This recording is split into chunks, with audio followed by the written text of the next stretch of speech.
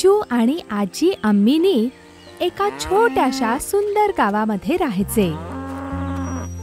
ते दोघेही खूप आनंदात राहत होते. आजीकडे 2 गायी होत्या. अशाच एके दिवशी आजी आणि छोटा किच्चू गायींना चारा खाऊ घालत होते. बाळा किच्चू, हा चारा त्या काळ्या गाईला खाऊ घाल. हो आजी.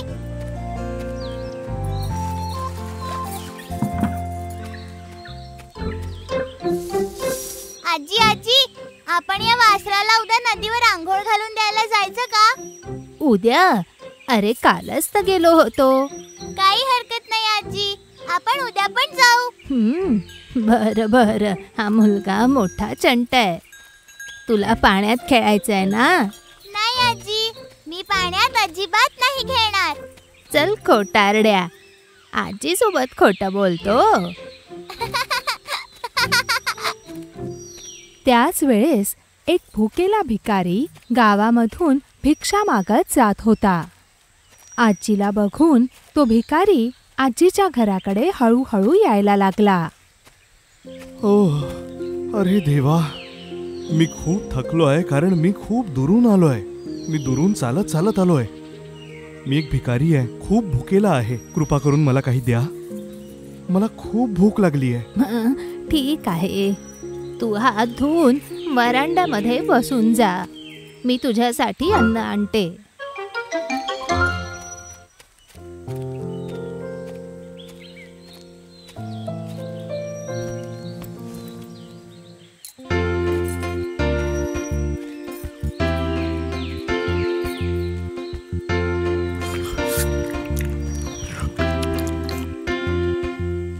ओह,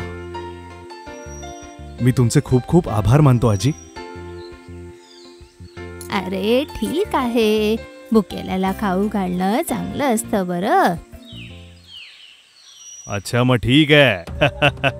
ऐक, मला तुझी चेन हवी आहे म्हातारे. ऐकलंस का? जेवण जेवून शक्ती मिळाल्यानंतर त्या भिकाऱ्याचा आवाज बदलला. तो एक चोर होता. तो जोर जोरात हसायला लागला. बिचारी आजी आणि किच्चू हे सगळं बघून एकदम घाबरले. अरे, आम्हाला काही करू नकोस, आम्ही साधी माणसं आहोत. तर मग आताच्या आता तुझी चेन आणि बांगड्या दे मला म्हातारे.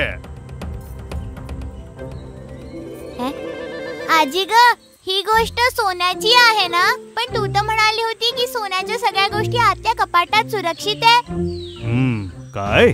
नकली चेन देऊन तुम्ही मला गंडवू पाहत आहात का? मी तुम्हाला बावळट वाटतोय का? कुठे आहे ती खोली? बाजूला वा.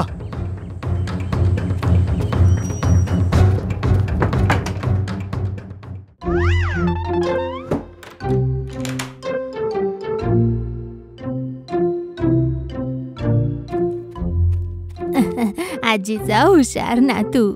चल, गावकऱ्यांना बोलवूया. आजी आजी थांब. त्या गरीब माणसाला आपण 2 दिवस उपाशी ठेवूया आणि नंतर गावकऱ्यांना बोलवू. अगदी बरोबर. जेव्हा आपण त्याला खाऊ घातलं तेव्हा त्याने रंग दाखवला. हो आजी, आपण त्याला धडा शिकवलाच पाहिजे. आणि अशा प्रकारे आपल्या हुशार किच्चूने चोराला पकडलं. तो चोर 2 दिवस त्या खोलीमध्ये उपाशी राहिला. त्याला प्यायला पण पाणी नव्हतं.